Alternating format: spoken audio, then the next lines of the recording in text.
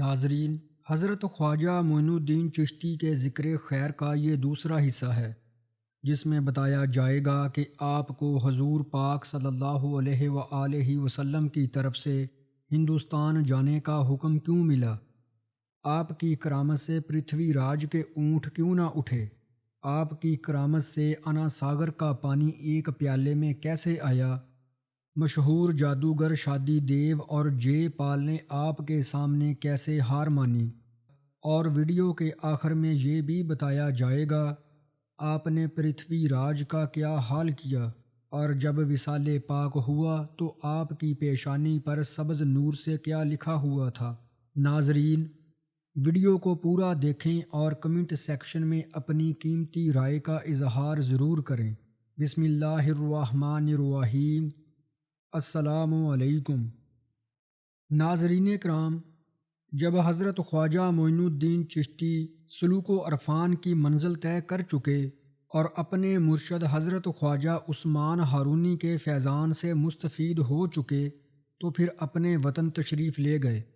وطن میں قیام کیے ابھی تھوڑی مدت ہی ہوئی تھی کہ قلب اطہر میں بیت اللہ اور روضہ رسول کی زیارت کے لیے تڑپ پیدا ہوئی، چنانچہ سفر پر نکل پڑے۔ سفر کے بعد اپنے دل کی مراد پوری کی، قلب کو تسکین ہوئی۔ حضور نبی کریم کے روضہ انور کے پاس کئی دنوں تک عبادت و ریاضت میں مشغول رہے۔ ایک دن اسی طرح عبادت میں مستغرق تھے کہ روضہ انور سے آواز آئی، معین الدین، تو ہمارے دین کا معین اور مددگار ہے، ہم نے تمہیں ہندوستان کی ولایت پر فائز کیا، جاؤ اجمیر میں جا کر اپنا قیام کر، اس لیے کہ وہاں پر کفر کی تاریکی پھیلی ہوئی ہے، تیرے وہاں ٹھہرنے سے کفر کا اندھیرا دور ہوگا اور اسلام کی روشنی پھیلے گی۔ حضرت خواجہ معین الدین چشتی نے بارگاہ رسالت سے یہ فرمان سنا تو بہت خوش ہوئے، اور ابھی سوچ ہی رہے تھے کہ ہندوستان میں اجمیر کس جگہ پر ہے کہ اچانک اونگ آ گئی۔ حضور نبی کریم صلی اللہ علیہ وآلہ وسلم کی زیارت سے مشرف ہوئے اور رسول کریم نے مشرق تا مغرب دنیا کی سیر کرا دی اور اجمیر کے پہاڑ بھی دکھا دیے، چنانچہ آپ ہندوستان کے سفر پر نکل کھڑے ہوئے۔ ناظرین کرام، حضرت آدم علیہ السلام سے لے کر حضور پاک صلی اللہ علیہ وآلہ وسلم کی ذات پاک تک کوئی بھی نبی کفر و شرک کی دھرتی ہندوستان پر نہیں بھیجا گیا۔ یہ عزت و شرف حضرت خواجہ معین الدین کے نصیب میں آیا کہ آپ کو نبی کریم نے ہندوستان جا کر کفر و شرک ختم کر کے اسلام کی روشنی منور کرنے کا حکم دیا۔ ہندوستان کی ولایت آپ کے نصیب میں لکھی تھی، آپ سے پہلے کوئی نبی اور کوئی ولی اس کفر و شرک کی زمین پر نہ آیا، اسی لیے آپ کو سلطان ہند کہا جاتا ہے۔ آپ ہی کی ذات پاک سے سلسلہ چشتیہ بر صغیر میں متعارف ہوا جب آپ ہندوستان تشریف لائے، 40 باصفا مرد آپ کے ساتھ آئے تھے۔ حضرت خواجہ معین الدین چشتی شہروں سے ہوتے ہوئے اولیاء کرام کی صحبت کا فیض حاصل کرتے ہوئے اور ضرورت کے مطابق کرامات کا اظہار کرتے جب لاہور تشریف لائے تو حضرت سید علی بن عثمان حجویری المعروف حضرت داتا گنج بخش کے مزار پاک پر بھی حاضری کے لیے اپنے ارادت مند ساتھیوں کے ہمراہ آئے اور مزار پاک کے سامنے چلہ کیا۔ حضرت خواجہ معین الدین کی چلہ گاہ آج بھی حضور داتا گنج بخش کے مزار پاک کے عین سامنے ایک حجرہ کی شکل میں موجود ہے۔ حضور داتا گنج بخش کے مزار پاک پر چلہ کرنے سے حضرت خواجہ معین الدین چشتی کو بے پناہ فیض و برکات حاصل ہوئے۔ آپ نے اپنا شہرۂ آفاق شعر بھی حضور داتا بخش کی ذات مبارکہ کے لیے پڑھا، جو آج بھی حضور داتا صاحب کے مزار پاک پر لکھا ہوا ہے۔ وہ شعر یہ ہے، گنج بخش فیض عالم مظہر نور خدا، ناکساں را پیر کامل کاملاں را رہنما۔ حضور داتا گنج بخش کے مزار پاک پر حاضری دینے کے بعد آپ نے دلی کی طرف سفر شروع کیا۔ چند روز تک دلی میں قیام فرمایا اور پھر اپنی منزل کی طرف روانہ ہوئے۔ حضرت خواجہ معین الدین چشتی جب اجمیر شریف پہنچے تو آپ نے آبادی سے دور ایک درخت کے نیچے قیام فرمایا۔ اس جگہ پر اجمیر اور دلی کے حکمران راجہ پتھورا کے اونٹ باندھے جاتے تھے۔ راجہ کے ملازم جب رات کے وقت اونٹ لے کر آئے اور ایک درویش کو اس جگہ پر بیٹھے ہوئے دیکھا تو کہنے لگے کہ یہ جگہ راجہ کے اونٹوں کے لیے ہے، اس لیے آپ یہاں سے اٹھ جائیں۔ حضرت خواجہ معین الدین چشتی نے فرمایا، اچھا ہم یہاں سے اٹھ جاتے ہیں، تم شوق سے اونٹوں کو یہاں بٹھا لو۔ چنانچہ آپ یہ فرمانے کے بعد وہاں سے اٹھے اور تالاب انا ساگر کے کنارے اس پہاڑی پر تشریف لے گئے جہاں پر آپ کا چلہ مبارک بنا ہوا ہے۔ اس جگہ پر بھی بہت سے مندر تھے۔ راجہ کے ملازمین نے اس جگہ پر اونٹوں کو بٹھا دیا۔ صبح کے وقت جب ساربانوں نے ان اونٹوں کو وہاں سے اٹھانا چاہا تو وہ یہ دیکھ کر حیران ہو گئے کہ اونٹ وہاں سے اٹھنے کا نام نہیں لے رہے۔ انہوں نے کافی کوشش کی کہ اونٹ کسی بھی طرح وہاں سے اٹھ جائیں، مگر ان کی کوئی بھی کوشش کامیاب نہ ہوئی۔ انہوں نے اونٹوں کو مارا پیٹا لیکن پھر بھی اونٹ وہیں پر بیٹھے رہے۔ ادھر ادھر سے راہگیر بھی وہاں پر اکٹھے ہو گئے اور وہ بھی اونٹوں کو اٹھانے کا منظر اپنی آنکھوں سے دیکھ رہے تھے۔ آخرکار ان ساربانوں میں سے کسی نے جا کر راجہ پتھورا سے یہ بات کہہ دی۔ یہ سن کر راجہ بھی حیران ہوا اور کچھ دیر سوچنے کے بعد کہنے لگا، اب اس کا ایک ہی حل ہے کہ تم لوگ اس درویش کی خدمت میں حاضر ہو کر قدموں میں گر کر معافی مانگو اور ان کے سامنے عاجزی کا اظہار کرو۔ ساربان اس کے حکم کی تعمیل میں آپ کی خدمت میں حاضر ہوئے اور آپ کے قدموں میں گر کر معافی کے خواستگار ہوئے۔ آپ نے ان کی طرف دیکھا اور ارشاد فرمایا، جاؤ تمہارے اونٹ کھڑے ہو گئے۔ یہ سنتے ہی ساربان واپس آئے، میدان میں آ کر دیکھا کہ راجہ کے اونٹ کھڑے ہیں۔ جب اس بات کی خبر پرتھوی راج کو پہنچائی گئی تو وہ حیران ہو گیا، اور اس کے بعد حضرت خواجہ معین الدین چشتی کی شہرت ہر طرف پھیل گئی۔ ناظرین کرام، اسی طرح آپ کی ایک اور کرامت یہ ہے، جب حضرت خواجہ معین الدین چشتی نے انا ساگر کے نزدیک ایک سایہ دار درخت کے نیچے قیام فرمایا تو وہاں پر ایک گوالا راجہ کی گائیں چرا رہا تھا۔ آپ نے اس سے فرمایا کہ ہمیں دودھ پلاؤ۔ وہ کہنے لگا کہ یہ راجہ کے گائیوں کی بچھڑیاں ہیں اور ان میں سے کوئی بھی دودھ دینے والی نہیں۔ آپ نے گوالے کی بات سن کر ایک بچھڑی کی طرف اشارہ کیا اور فرمایا کہ جاؤ اس بچھڑی کا دودھ دھو کر لاؤ۔ گوالا بڑا حیران ہوا، مگر پھر بھی آپ کے فرمان کے مطابق بچھڑی کے پاس گیا اور اس کے تھنوں پر ہاتھ پھیرا۔ اس کے ہاتھ پھیرتے ہی تھنوں میں دودھ بھر گیا۔ اس نے دودھ دوہا اور خوب دوہا۔ آپ کی کرامت سے دودھ اس قدر تھا کہ آپ کے تقریباً 40 ساتھیوں نے سیر ہو کر پیا۔ اس کرامت کو دیکھ کر اس گوالے نے اسی وقت اسلام قبول کر لیا۔ ناظرین کرام، انا ساگر جھیل کے پانی خشک ہونے کا واقعہ کچھ یوں ہے کہ انا ساگر ایک ایسا مقام ہے جہاں پر ہندوؤں کے بے شمار مندر تھے۔ ان مندروں میں تقریباً 1000 بت رکھے ہوئے تھے اور 300 پجاری مندروں میں رہتے۔ ان مندروں میں روشنی کی غرض سے راجہ ہر روز 3.5 من تیل بھیجا کرتا۔ ان مندروں میں ایک خاص مندر راجہ کا بھی تھا جسے راج مندر کہتے۔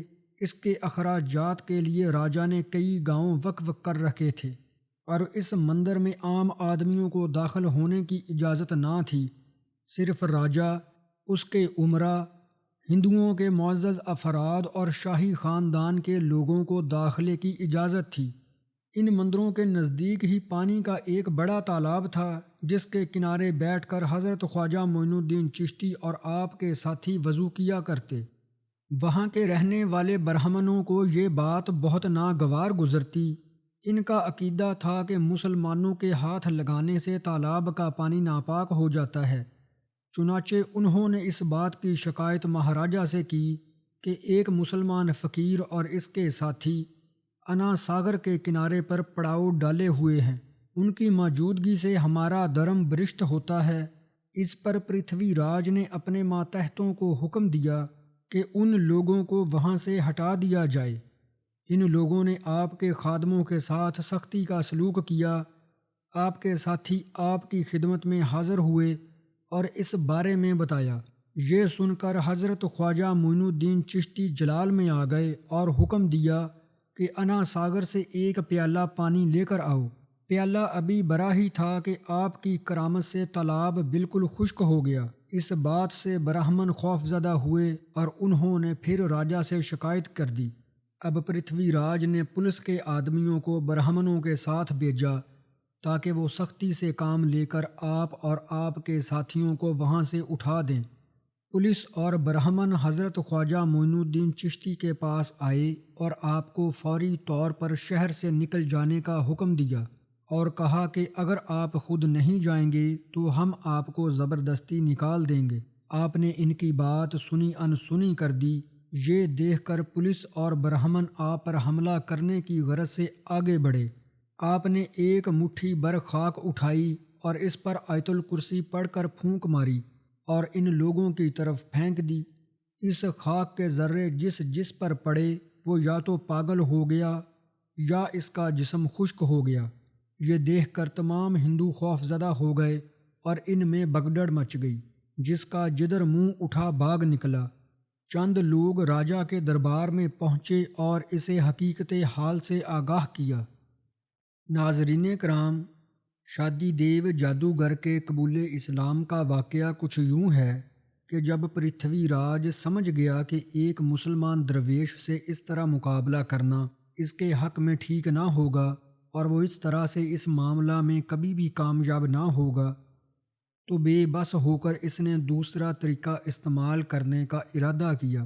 اس نے آپ کا مقابلہ کسی بڑے ہندو پجاری سے کرانا مناسب سمجھا۔ اس کا خیال تھا کہ ہندو جادوگر آپ کی کرامات کا مقابلہ آسانی سے کر کے آپ کو شکست دے سکتا ہے۔ چنانچہ اس مقصد کے لیے پرتھوی راج نے اس زمانے کے مشہور پجاری رام دیو سے رابطہ کیا اور اس سے اس کام کرنے کے لیے کہا۔ رام دیو جو کہ ہندوؤں کا بہت بڑا پجاری تھا اور جادوگری کے اسرار و رموز بھی جانتا تھا، اس نے راجا کو یہ جواب دیتے ہوئے اس کام کے کرنے سے معذوری کا اظہار کیا کہ جس درویش کی آپ بات کر رہے ہیں وہ بڑا صاحب کمال فقیر ہے، اس کا مقابلہ میں نہیں کر سکتا۔ راجا نے اس کے باوجود باضد ہوتے ہوئے رام دیو کو آمادہ کرنے کی کوشش کی۔ رام دیو نے کہا، البتہ یہ بات ہو سکتی ہے کہ میں اس درویش سے جادوگری کا مقابلہ کروں۔ پرتھوی راج اس پر راضی ہو گیا۔ چنانچہ رام دیو نے اپنے ساتھی پجاریوں کو جادو کے کچھ منتر بتائے اور ان کو کہا کہ جب ہم اس فقیر کے سامنے جائیں تو میرے ساتھ تم بھی ان منتروں کو پڑھنا، اس طرح اس فقیر کو ہمارے ساتھ مقابلے کی جرأت نہ ہو سکے گی۔ اس کے بعد رام دیو اپنے ساتھیوں کے ہمراہ انا ساگر کی طرف روانہ ہوا۔ حضرت خواجہ معین الدین چشتی کی قیام گاہ کے نزدیک پہنچ کر اس نے اور اس کے ساتھیوں نے منتر پڑھنے شروع کر دیے۔ اس بات کی اطلاع آپ کے ایک خادم نے آپ کو دی تو آپ نے فرمایا، ان کا جادو اثر نہ کرے گا بلکہ یہ رام دیو سیدھے راستے پر آ جائے گا۔ یہ فرمانے کے بعد آپ نماز پڑھنے میں مشغول ہو گئے۔ تھوڑی ہی دیر کے بعد رام دیو اپنے پنڈت ساتھیوں کے ہمراہ بڑے متکبرانہ انداز میں منتر پڑھتے ہوئے حضرت خواجہ معین الدین چشتی کے نزدیک آ گیا۔ آپ نے نماز مکمل کر لی۔ سلام پھیرنے کے بعد آپ نے جیسے ہی ان پر ایک نگاہ ڈالی وہ تمام اپنی اپنی جگہ ٹھہر گئے، ان کی زبانیں بند ہو گئی۔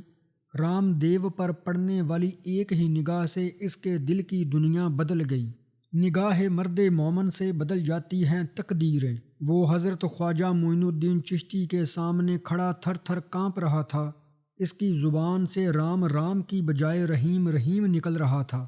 وہ اپنی زبان سے رام کہنا چاہتا مگر اس کی زبان اس کا ساتھ نہ دیتی۔ اس کے ساتھی ہندوؤں نے جب اس کو رام رام کی بجائے رحیم رحیم کہتے سنا تو اس کو ہوش میں لانے کے لیے اسے نصیحت کرنے لگے، مگر رام دیو کے دل میں انقلاب برپا ہو چکا تھا۔ اس کی کیفیت دیوانوں جیسی ہو گئی۔ اس نے اپنے ساتھی پجاریوں پر حملہ کر دیا۔ اس کے ہاتھ میں لکڑی، ڈنڈا یا پتھر جو کچھ بھی لگا اس نے ان کے سر پھاڑ دیے۔ پجاریوں نے وہاں سے راہ فرار اختیار کی۔ اس کی حالت دیکھ کر حضرت خواجہ معین الدین چشتی نے ایک خادم کو پانی سے بھرا ہوا پیالہ دیا کہ رام دیو کو دے۔ رام دیو نے وہ سارا پانی پی لیا۔ پانی پیتے ہی اس کی حالت ٹھیک ہو گئی۔ وہ اسی لمحے آپ کے قدموں میں گر گیا اور آپ کے حضور کفر سے توبہ کر کے اسلام قبول کر لیا۔ آپ اس سے بہت خوش ہوئے۔ اس کا نام رام دیو سے تبدیل کر کے آپ نے شادی دیو رکھ دیا۔ ناظرین کرام، دوسرا واقعہ جے پال جوگی کے مسلمان ہونے کا ہے۔ پرتھوی راج کے وہم و گمان میں بھی یہ بات نہ تھی کہ جسے وہ حضرت خواجہ معین الدین چشتی کا مقابلہ کرنے کے لیے بھیج رہا ہے وہ وہاں جا کر ان کے ارادت مندوں میں شامل ہو جائے گا۔ رام دیو کے اسلام قبول کر لینے سے پرتھوی راج اور دیگر ہندوؤں کے دلوں پر آپ کی ہیبت چھا گئی۔ پرتھوی راج اب بھی نہیں سمجھ سکا کہ اصل بات کیا ہے۔ چونکہ ہندوستان میں جادو عام ہے، اس لیے وہ حضرت خواجہ معین الدین چشتی کو بھی ایک جادوگر ہی سمجھ رہا تھا۔ اب اس نے یہ ارادہ کیا کہ یہ کام جادو کے ذریعے ہی ممکن ہے، اس لیے آپ کے مقابلے کے لیے کسی بہت بڑے جادوگر کو لایا جائے۔ اس زمانہ میں ہندوستان میں جے پال جادوگر کا خوب شہرہ تھا۔ جے پال جادوگر کی تمام باریکیوں کو جانتا تھا۔ اس کے سینکڑوں چیلے اور شاگرد جادو کے کام میں ماہر تھے۔ وہ ان تمام چیلوں کا استاد تھا اور اس کے علاوہ وہ پرتھوی راج کا خاندانی گرو بھی تھا۔ راجہ اس کی بہت عزت کرتا۔ راجہ نے فوری طور پر جے پال کو اجمیر طلب کیا اور اسے تمام واقعات سے آگاہ کرتے ہوئے حضرت خواجہ معین الدین چشتی کے مقابلے کے لیے آمادہ کیا۔ جے پال کو اپنے جادو کے کمالات پر بہت بھروسہ تھا۔ اس نے اس کام کے لیے حامی بھر لی اور راجہ کو تسلی دیتے ہوئے کہا کہ فکر نہ کرو، یہ کام تو میں فوراً کر لوں گا اور اس فقیر کو اجمیر سے نکال کر ہی چھوڑوں گا۔ چنانچہ اس مقصد کے لیے اس نے اپنے چیلوں کو جمع کر کے تیاری شروع کی۔ ادھر حضرت خواجہ معین الدین چشتی کو بھی جے پال کی سرگرمیوں کی خبر ہو گئی۔ آپ نے وضو کیا اور اپنے ساتھیوں کے گرد اپنے عصا مبارک سے ایک دائرہ کھینچ کر ارشاد فرمایا کہ انشاءاللہ تعالی دشمن اس دائرے کے اندر داخل نہ ہو سکیں گے۔ جے پال نے وہاں پہنچتے ہی جادو کے زور سے یہ انتظام کیا کہ آپ کے ساتھی کسی بھی طرح تالاب سے پانی نہ لا سکیں۔ جے پال کی اس حرکت کا علم حضرت خواجہ معین الدین چشتی کو ہوا تو آپ نے شادی دیو کو حکم دیا کہ جیسے بھی اس تالاب سے ایک پیالہ پانی کا بھر کر لے آؤ۔ شادی دیو جو ابھی ابھی آپ کے ارادت مندوں میں شامل ہوا تھا، آپ کے حکم کے مطابق دیوانہ وار گیا اور تالاب سے ایک پیالہ پانی کا بھر لیا۔ اس نے جیسے ہی تالاب سے پانی کا پیالہ بھرا، تالاب بالکل خشک ہو گیا۔ یوں لگتا تھا کہ جیسے تالاب میں کبھی پانی تھا ہی نہیں۔ شادی دیو نے پانی سے بھرا ہوا پیالہ لا کر آپ کی خدمت میں پیش کیا۔ آپ نے وہ پیالہ اپنے پاس رکھ لیا۔ آپ کو اور آپ کے ساتھیوں کو جب بھی پانی کی ضرورت ہوتی اس پیالے سے لے لیتے۔ جس قدر بھی پانی استعمال کرتے اس پیالے میں کم نہ ہوتا۔ ناظرین کرام، حضرت خواجہ معین الدین چشتی کے حکم سے پانی کا پیالہ تالاب سے بھرنے سے تالاب تو خشک ہوا ہی تھا، اجمیر شہر کے تمام کنویں بھی خشک ہو گئے۔ لوگ پانی کی بوند بوند کو ترس گئے۔ شہر میں انسان اور جانور پیاس کی شدت سے بے چین ہو گئے۔ پرتھوی راج کے محل میں بھی ایسی ہی صورتحال تھی۔ جے پال جادوگر کا جادو کسی کے کام نہ آ سکا۔ وہ خود بھی پیاس کی شدت سے تڑپ رہا تھا۔ آخر کار آپ کے دائرہ حصار کے پاس کھڑا ہو کر آپ سے مخاطب ہوا، اللہ کی مخلوق پیاس کی شدت سے تڑپ رہی ہے اور آپ خاموشی سے دیکھ رہے ہیں۔ آپ تو فقیر آدمی ہیں اور فقیر رحم کرتے ہیں، ظلم نہیں کرتے۔ میں آپ سے التجا کرتا ہوں کہ مخلوق خدا کو پیاسا مرنے سے بچا لیجیے۔ جے پال کی آہوزاری اور التجا سن کر حضرت خواجہ معین الدین چشتی کو رحم آ گیا اور آپ نے شادی دیو سے فرمایا کہ جاؤ اور اس پیالہ کا پانی تالاب میں ڈال دو۔ چنانچہ تالاب میں پانی کا پیالہ ڈالتے ہی تالاب پانی سے بھر گیا اور شہر کے کنوؤں میں بھی پانی آ گیا۔ ہندو چونکہ بڑی عیار اور مکار قوم ہے، وہ اس کرامت کو دیکھ کر بھی اپنے ارادے سے باز نہ آئے۔ انہوں نے جب دیکھا کہ تالاب پانی سے بھر گیا ہے تو انہوں نے اپنی ضرورت کے مطابق پانی استعمال کیا، اور جب تازہ دم ہو گئے تو پھر سازش شروع کر دی۔ جے پال کو چونکہ اپنے جادو پر بہت گھمنڈ تھا اور اس میں اپنی سبکی محسوس کرتا تھا کہ ناکام واپس جائے، کیونکہ وہ جادوگروں کا سردار تھا اور وہ اپنے جادو کے بل بوتے پر حضرت خواجہ معین الدین چشتی کو شکست دینے کے لیے آیا تھا۔ اس لیے اس نے ایک اور پینترا بدلتے ہوئے اپنے چیلوں کو حکم دیا کہ اب تم لوگ جادو کے منتر پڑھ پڑھ کر اپنی کارکردگی دکھاؤ۔ چنانچہ ان کے جادو کی بدولت پہاڑ کی طرف سے ہزارہا سانپ آپ کے کھینچے ہوئے حصار کی طرف دوڑے، لیکن جو بھی سانپ دائرے کے نزدیک آتا آگے نہ بڑھ سکتا۔ لاتعداد سانپ دائرے کے گرد آ کر رہ گئے۔ یہ دیکھ کر جے پال کو بڑی ندامت ہوئی۔ اس کے دل پر ایک طرح کی ہیبت طاری ہو گئی اور وہ سوچ رہا تھا کہ شہر کے تمام ہندوؤں اور خود راجا کی نظریں اس پر لگی ہوئی ہیں اور کوئی بھی عمل کارگر ثابت نہیں ہو رہا۔ اب کس منہ سے لوگوں کا سامنا کروں؟ لوگ تو مجھے بہت بڑا جادوگر سمجھتے ہیں، مگر یہاں پر میرا کوئی بھی بس نہیں چل رہا۔ اس سوچ کے بعد جے پال نے ایک اور حربہ آزمانا چاہا۔ اس نے اور اس کے چیلوں نے جادو کے زور پر آسمان سے آگ برسانی شروع کر دی۔ یہ آگ اس قدر برسی کہ زمین پر آگ کے ڈھیر لگ گئے۔ بہت سے درخت آگ کی لپیٹ میں آ کر جل کر راکھ ہو گئے، لیکن آگ حضرت خواجہ معین الدین چشتی کے قائم کردہ دائرے کے اندر داخل نہ ہو سکی اور آپ کو کسی بھی طرح گزند نہ پہنچا سکی۔ یہ دیکھ کر جے پال نے حضرت خواجہ معین الدین چشتی سے غضبناک ہو کر کہا، اے فقیر، اب میرا اور تمہارا مقابلہ ہوگا۔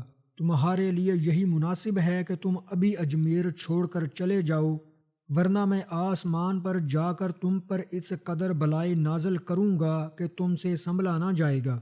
اس کے ساتھ ہی جے پال نے ہرن کی کھال بچھائی اور اس پر بیٹھ کر آسمان کی طرف اڑنا شروع کیا۔ حضرت خواجہ معین الدین چشتی نے فوری طور پر اپنی لکڑی کی نالین پاک اتاری اور ہوا میں اچھالتے ہوئے فرمایا کہ جا اس بدبخت کو زمین پر اتار کر لا۔ حکم سنتے ہی نالین پاک ہوا میں بلند ہوئی اور جے پال کے سر کے اوپر جا کر اس نے ضربیں لگانے شروع کر دی۔ جے پال نے بہت کوشش کی کہ کسی طرح نالین پاک کی ضرب سے بچ جائے، مگر کامیابی نہ ہوئی۔ تکلیف کی شدت سے اس کا برا حال ہو رہا تھا۔ نالین پاک نے اس کو مار مار کر زمین پر اترنے پر مجبور کر دیا۔ زمین پر آتے ہی آپ کے قدموں پر گر پڑا اور اپنی شکست کا اعتراف کر لیا۔ آپ نے اسے ایک پیالہ پانی پینے کے لیے دیا، جو اس نے پی لیا۔ جے پال تو پہلے ہی سمجھ چکا تھا کہ وہ حضرت خواجہ معین الدین چشتی کے مقابلے میں عاجز ہے، مگر دنیاوی رکھ رکھاؤ اور اس کی عظیم جادوگر ہونے کی شہرت اسے اعتراف شکست نہ کرنے پر مجبور کر رہی تھی۔ لیکن اب وہ کسی کی بھی پرواہ کیے بغیر اپنی شکست کا برملا اظہار کر رہا تھا۔ وہاں پر موجود لوگ بھی اس کی بے بسی اور شکست کا نظارہ کر رہے تھے۔ جے پال نے آپ سے اسلام قبول کرنے کی خواہش کا اظہار کیا۔ اس نے سچے دل سے آپ کے سامنے توبہ کی، آپ نے بھی اسے معاف کر دیا۔ اسے کلمہ اسلام پڑھایا اور دائرہ اسلام میں داخل کرتے ہوئے اس کا اسلامی نام عبداللہ رکھا۔ پھر عبداللہ نے حضرت خواجہ معین الدین چشتی کی صحبت میں اپنی تمام زندگی گزاری اور اپنا وقت اللہ تعالیٰ کی عبادت و ریاضت میں بسر کرنا شروع کیا۔ ناظرین کرام، حضرت خواجہ معین الدین چشتی اور آپ کے ساتھیوں کو اجمیر شریف سے نکالنے کی پرتھوی راج کی ہر کوشش ناکام ہو گئی۔ ہر حربہ اس نے اختیار کر کے دیکھ لیا۔ اب اس نے چند دنوں تک خاموشی اختیار رکھی۔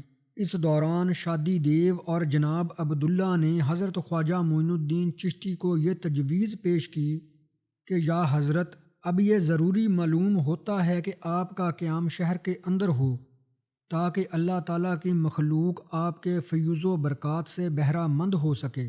آپ نے اس تجویز کو پسند کیا اور اپنے ایک خادم کو حکم دیا کہ شہر میں جا کر کوئی مناسب سی جائے قیام تلاش کرے۔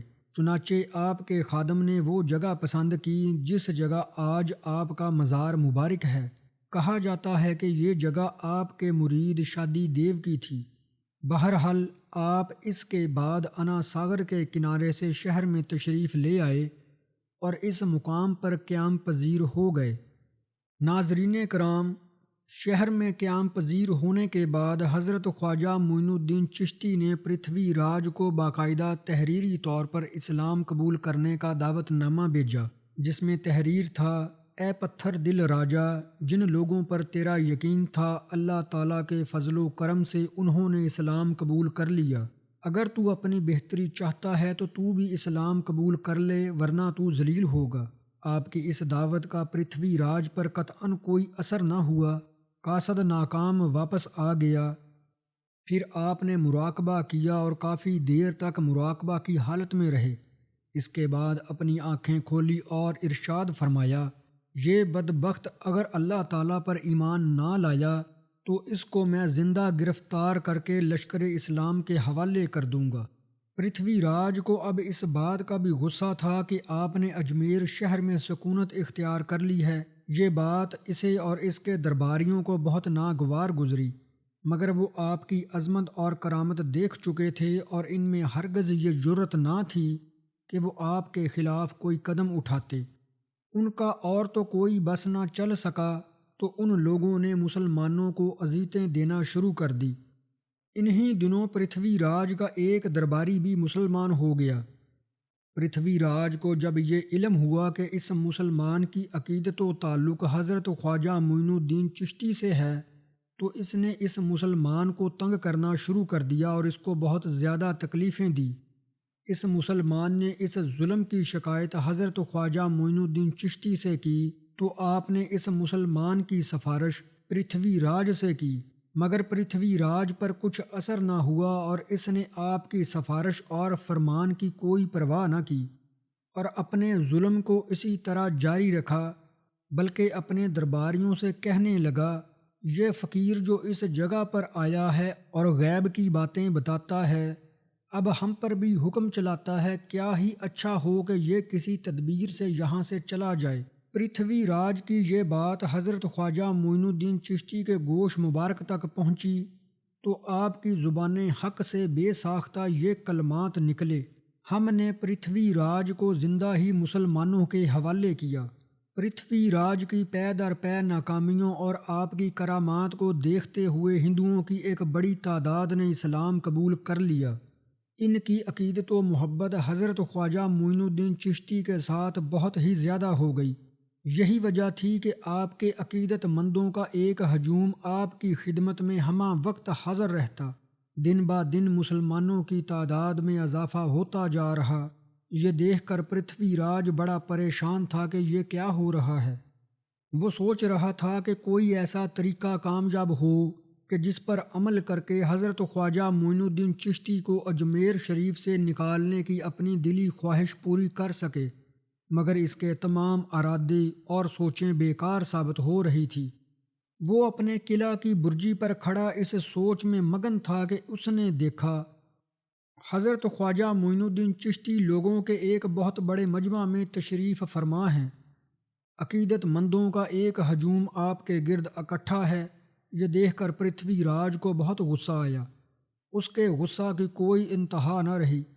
وہ غصے سے کانپ ہی رہا تھا کہ اس حالت میں اس نے ایک راجپوت سردار کو حکم دیا کہ وہ اپنے آدمیوں کے ساتھ جائے اور ان تمام مسلمانوں کو گرفتار کر کے لے آئے اور اس فقیر کو سختی کے ساتھ اس بات کا حکم دے کہ کل تک اجمیر خالی کر دے، ورنہ اس کے حق میں اچھا نہ ہوگا۔ اس کے ساتھ ہی پرتھوی راج نے منادی کو حکم دیا کہ وہ سارے شہر میں منادی کرا دے کہ کسی بھی شخص کا مسلمان فقیر کے پاس جانا منع ہے۔ جو کوئی بھی اس حکم کی خلاف ورزی کرے گا اس کو سخت سزا دی جائے گی اور اس کا گھر بار لوٹ لیا جائے گا۔ پرتھوی راج کے حکم پر عمل کرتے ہوئے راجپوت سردار اپنے ہمراہیوں کے ساتھ حضرت خواجہ معین الدین چشتی کی طرف بڑھے۔ راجپوت سردار نے وہاں پہنچ کر آپ کے تمام عقیدت مندوں کو گرفتار کیا اور آپ کو پرتھوی راج کا اجمیر سے نکل جانے کا حکم بھی سنایا۔ یہ سن کر آپ جلال میں آ گئے اور زبان حق سے ارشاد فرمایا: ہم تو اللہ تعالیٰ کی مخلوق کی بہتری کے لیے آئے ہیں، پرتھوی راج کیوں ہمارے کام میں دخل اندازی کرتا ہے؟ اس سے جا کر کہہ دو کہ تمہیں 3 دن کے اندر پتہ چل جائے گا کہ اجمیر سے تم نکلتے ہو یا ہم۔ اس وقت آپ نے روزہ رکھا ہوا تھا۔ پرتھوی راج کی یہ حرکت آپ کو ناگوار گزری۔ عصر کی نماز کے بعد مغرب تک مصلی پر ہی تشریف فرما رہے اور پھر روزہ افطار کیا اور نماز کی ادائیگی کے بعد مراقبہ میں چلے گئے۔ جب آپ نے مراقبہ میں اپنا سر اٹھایا تو حاضرین جو آپ کے پاس موجود تھے آپ کی طرف متوجہ ہوئے۔ آپ نے فرمایا، اللہ تعالیٰ نے پرتھوی راج کی حکومت شہاب الدین کے حوالے کر دی۔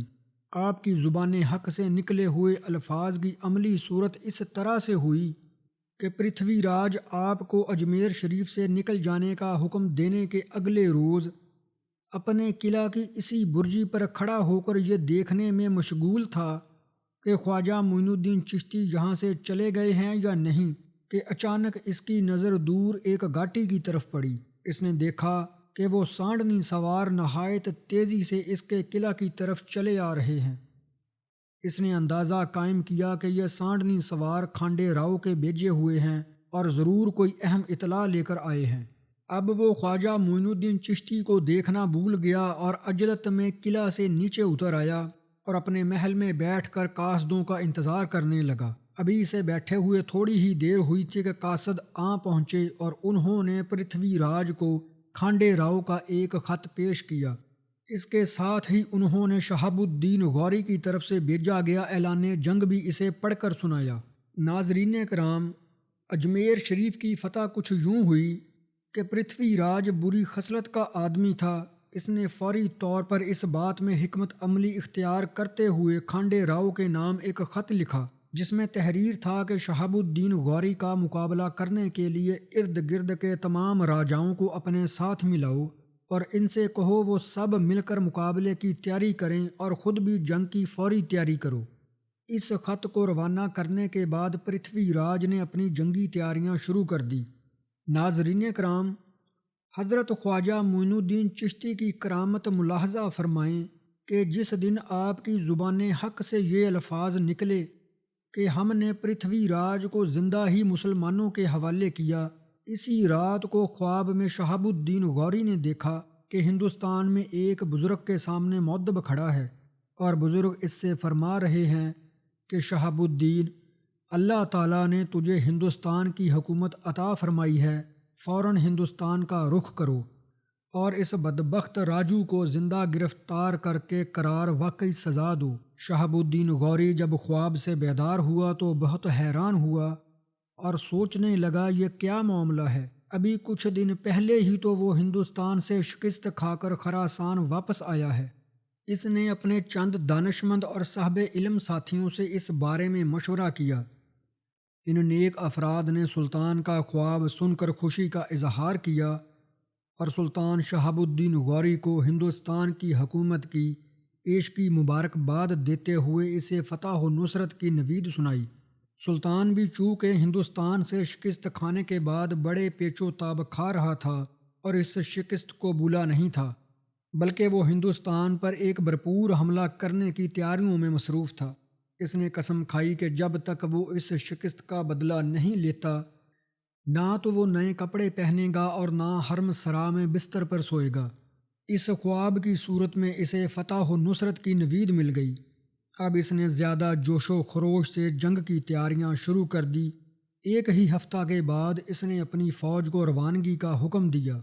سلطان اسلامی لشکر کے ہمراہ پشاور پہنچا، وہاں کے پٹھان سرداروں سے ملاقات کر کے ان کو اپنے ساتھ ملایا، پھر وہاں سے ملتان کا رخ کیا اور وہاں پر چند روز قیام کرنے کے بعد وہاں کے سرداروں کو اپنے ساتھ ملایا۔ اس کے بعد سلطان شہاب الدین غوری لاہور کی طرف تیزی سے روانہ ہوا۔ لاہور پہنچنے کے بعد سلطان شہاب الدین غوری نے اپنا ایک سفیر پرتھوی راج کے پاس بھیجا۔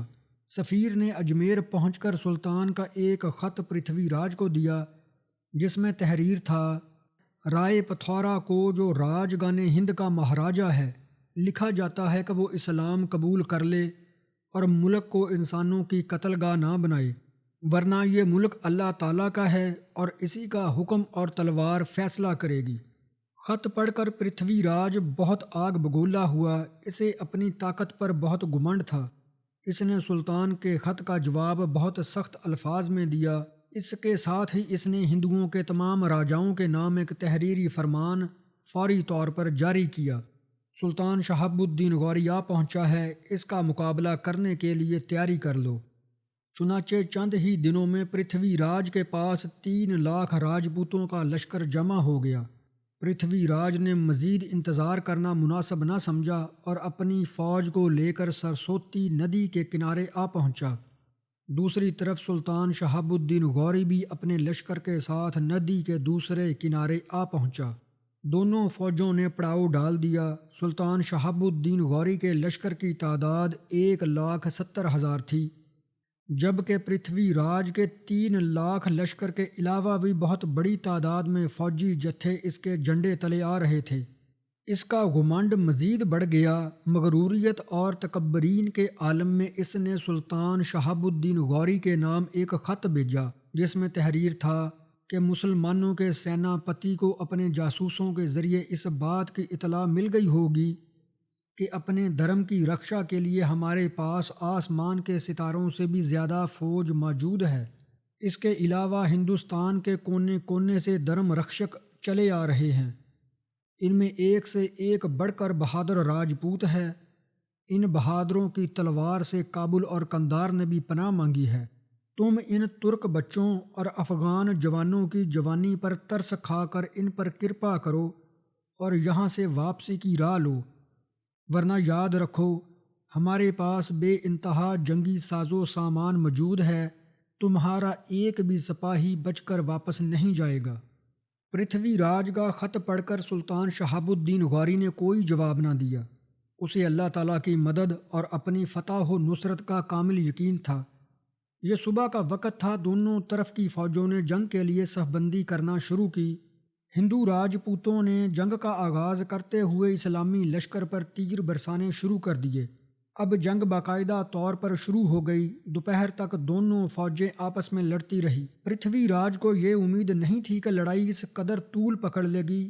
وہ تو یہ سمجھتا تھا کہ ایک ہی لمحے میں اس کی فوج مسلمانوں کو تہس نہس کر کے رکھ دے گی، مگر یہ اس کی بھول تھی۔ اس کی اپنی فوج لڑتے لڑتے تھک گئی۔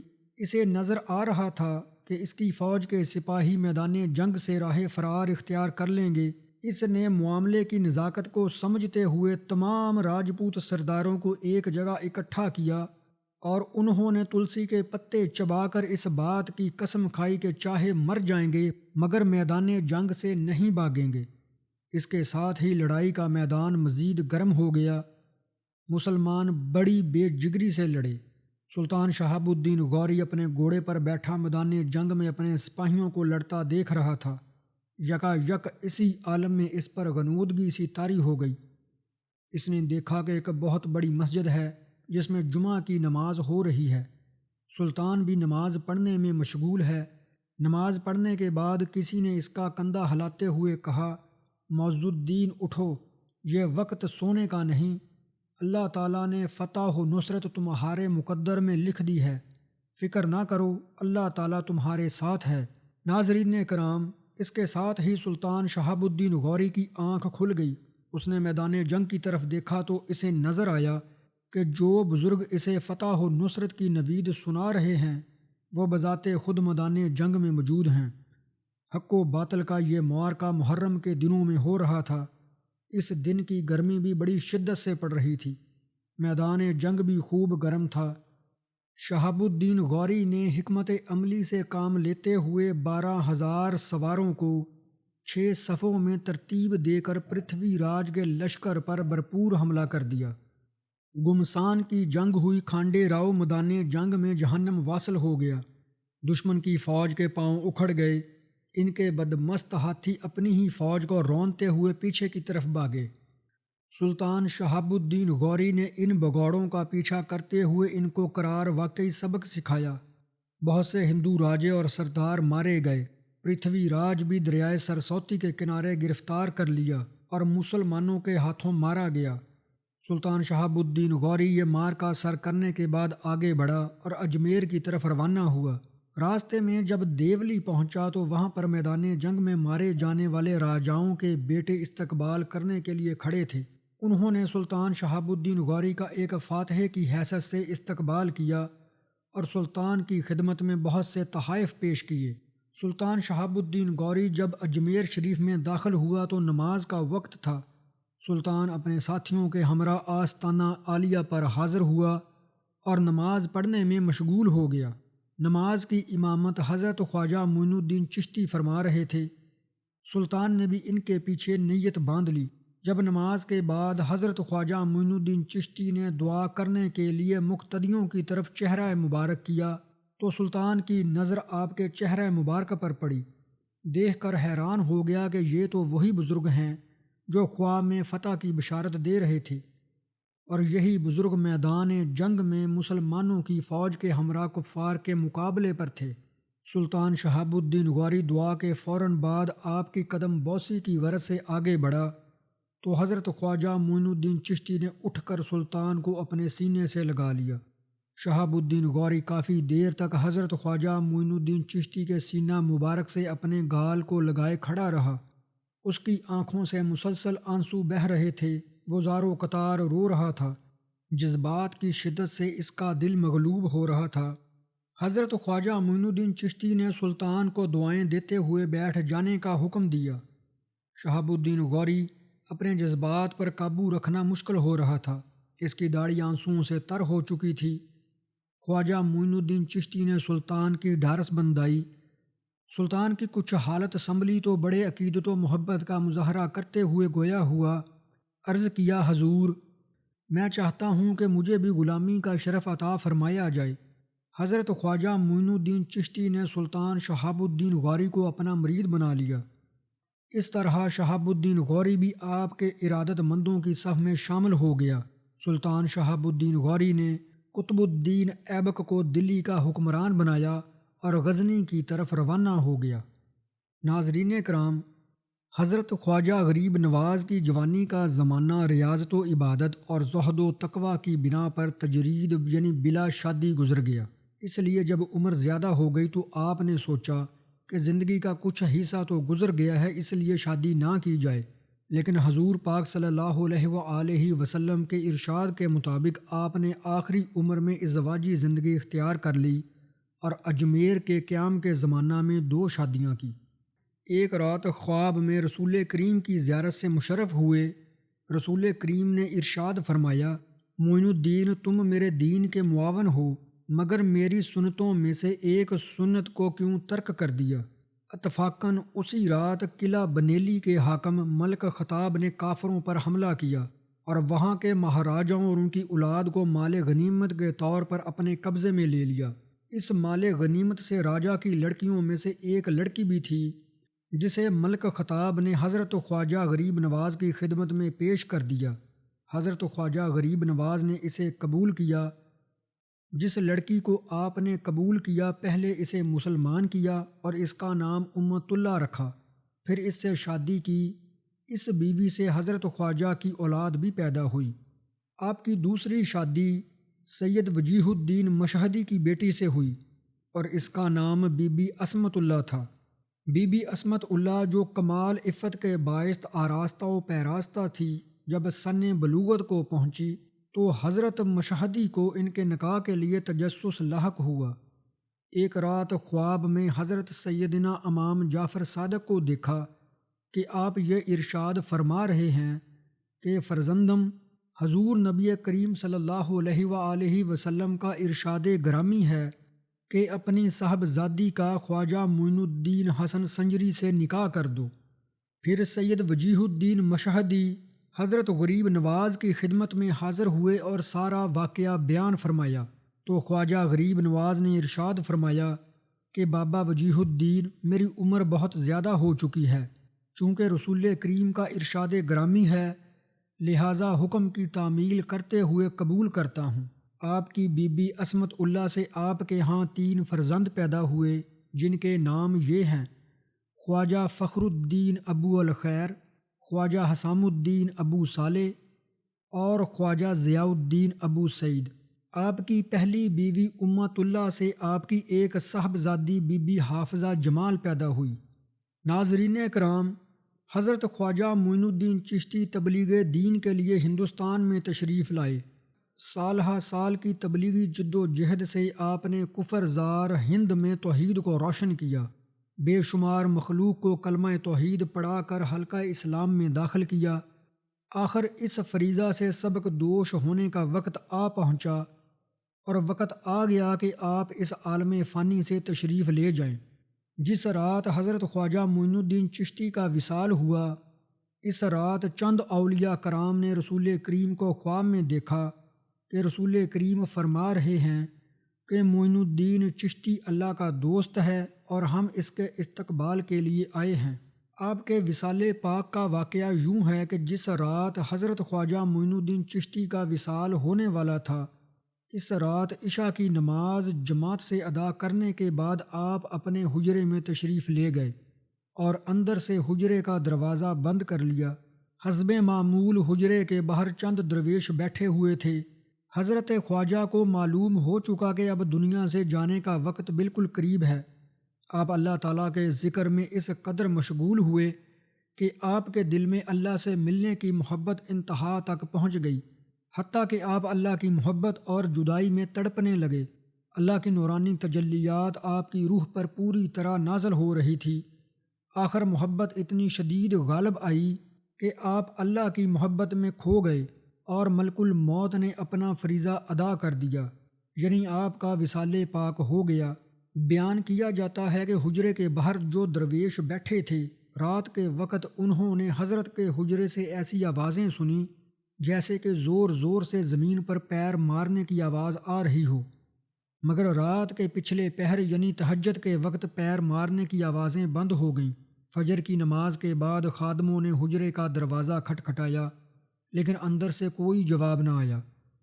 چنانچہ کسی طرح دروازہ کھول کر دیکھا تو معلوم ہوا کہ حضرت خواجہ معین الدین چشتی واصل باحق ہو چکے ہیں۔ خادموں نے آگے بڑھ کر دیکھا تو سبز نور سے آپ کی پیشانی پر یہ الفاظ نمایاں تھے: حبیب اللہ مات فی حب اللہ، یعنی اللہ تعالیٰ کا حبیب اللہ کی محبت میں واصل ہو گیا۔